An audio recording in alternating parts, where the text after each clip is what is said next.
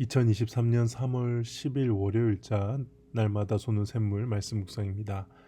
예수님을 따라 영광의 십자가를 지고 가자라는 말씀의 제목으로 마가복음 8장 27절에서 9장 1절까지의 말씀 함께 묵상해 보겠습니다. 예수와 제자들이 빌립보 가이사랴 여러 마을로 나아가실새 길에서 제자들에게 물어 이르시되 사람들이 나를 누구라 하느냐. 제자들이 여짜와 이르되 세례 요한이라 하고 더러는 엘리야 더러는 선지자 중에 하나라 하나이다. 또 물으시되 너희는 나를 누구라 하느냐. 베드로가 대답하여 이르되 주는 그리스도시니이다 하매 이에 자기의 일을 아무에게도 말하지 말라 경고하시고 인자가 많은 고난을 받고 장로들과 대제사장들과 서기관들에게 버림받아 죽임을 당하고 사흘 만에 살아나야 할 것을 비로소 그들에게 가르치시되 드러내놓고 이 말씀을 하시니 베드로가 예수를 붙들고 항변하매 예수께서 돌이키사 제자들을 보시며 베드로를 꾸짖어 이르시되 사탄아 내 뒤로 물러가라.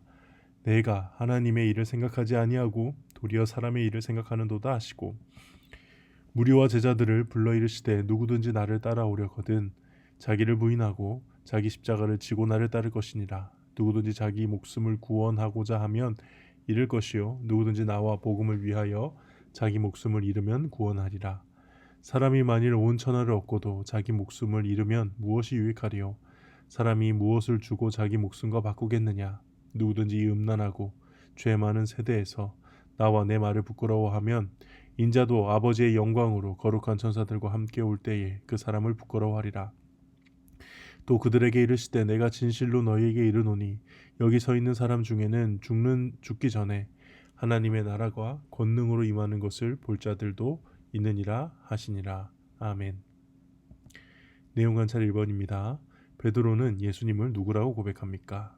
유명한 고백이죠. 주는 그리스도시니다. 마태복음에 보면은 주는 그리스도시요 살아계신 하나님의 아들입니다 라고 고백을 합니다. 그리고 마태복음에는 그렇게 고백하고 예수님이 칭찬하는 장면 등장하죠. 근데 마가복음에는 그 칭찬하는 장면이 등장하진 않습니다. 아마도 이 마가복음은 잘 아시다시피 베드로의 복음이거든요. 베드로가 전했던 복음을 이제 마가 요한이 잘 요약해서 정리한 것이기 때문에 아마도 베드로 입장에서 자신이 칭찬받는 장면이나 자신이 이렇게 드러나는 장면은 잘 표현하지 않고요. 오히려 자신의 부족한 모습, 책망받은 모습 이런 것들을 좀 많이 강조하죠. 너희는 나를 누구라 하느냐. 직역하면 그러나 너희들은 나를 어떤 사람이라고 말하느냐. 이렇게 묻습니다. 이전에 물었던 사람들에 대한 평가는 사실 그냥 이 질문을 위해 먼저 던지신 질문입니다. 예수님께서 우리 주님께서 진정으로 알고 싶은 것은 사람들이 어떻게 생각하는 것이 아니라 당신의 제자들이 예수님을 어떻게 생각하느냐. 우리 주님은 내가 주님을 어떻게 생각하는지를 알고 싶어 하신다는 거죠. 이 사실을 좀 잘 묵상해 보시길 바랍니다.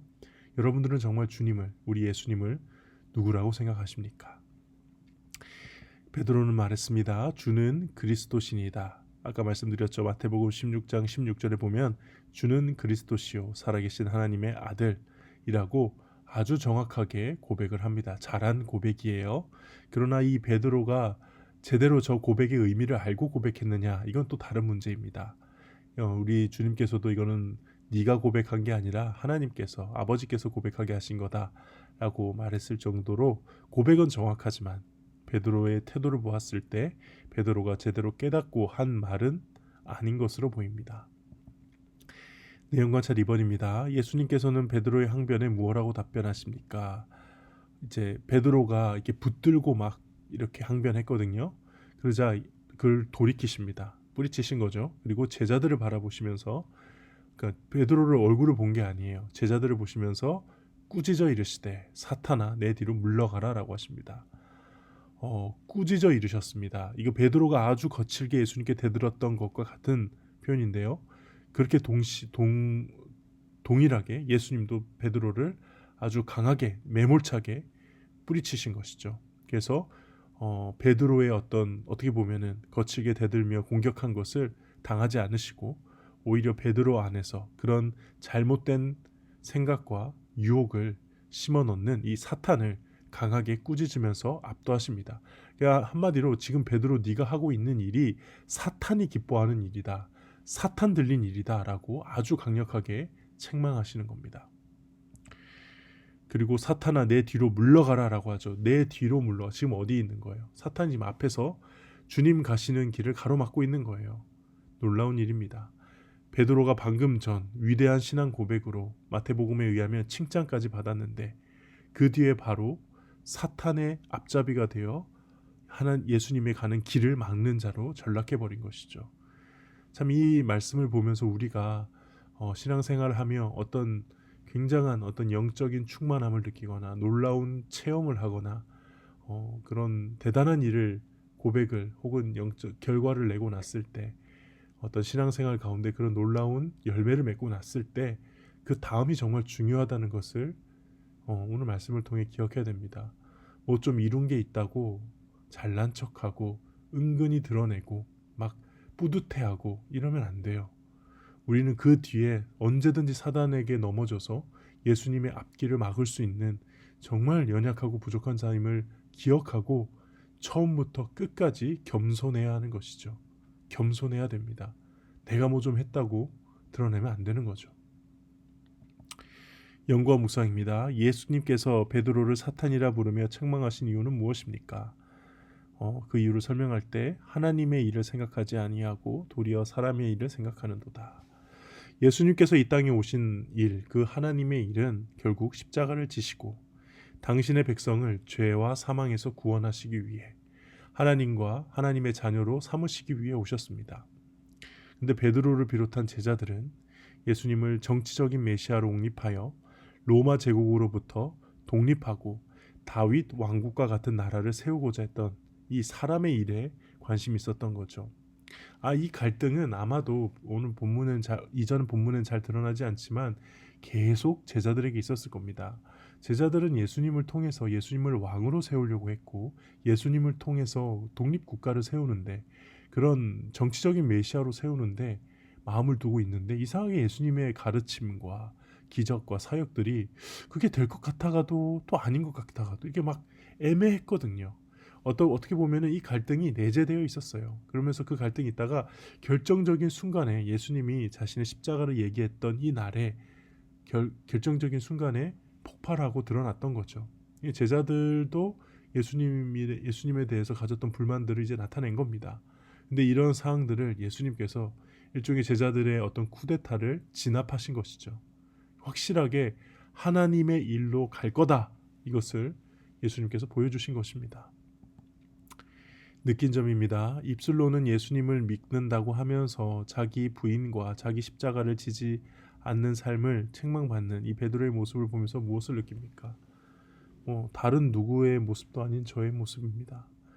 나름의 대의를 가지고 소명을 받아 목회 길을 뛰어들었지만 저 역시 언제나 베드로처럼 내가 인정받고 나를 증명하는 그런 삶을 아예 버린 건 아니었습니다. 겉으로는 주님의 뜻을 순종하면서도 마음속 깊은 곳에는 내 꿈도 함께 이루고자 하는 그렇게 순진하게 믿었던 것이 있었던 것 같아요. 이 베드로를 비롯한 제자들도 예수님을 통해 그렇게 자신의 미래를 꿈꾸지 않았을까요? 오늘 이 예수님의 단호하신 모습을 좀 깊게 묵상해 봐야 될 것 같습니다. 여기에 경각심을 가져야 될 것 같습니다. 그렇게 오랫동안 함께했던 이 사랑하는 제자를 사탄아 부를 정도로 하나님의 일에 있어서만큼은 우리 주님은 타협하지 않으셨습니다. 정말 저에게도 이런 사명에 대한 진중함이 있는지, 나의 소중한 사람이 나의 사명의 길을 가로막을 때 나는 정말 어떻게 해야 할지 한번 진지하게 하나님 앞에서 묵상해 봐야 될 것 같습니다. 결단과 적용입니다. 예수님을 믿지만 아직도 내가 못하는 자기 부인과 자기 십자가로는 무엇이 있습니까?